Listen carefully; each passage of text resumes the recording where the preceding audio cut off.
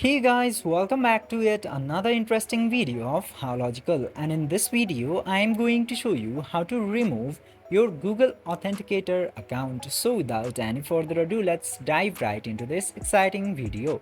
Now, in order to remove your Google Authenticator account, you just simply have to open your G Authenticator application at first, and after that you can see all of the accounts that you have into here.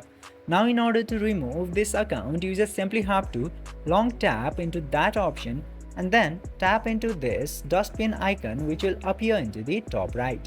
Just simply tap into that and then click into this remove account option. This way you can remove any account from Google Authenticator.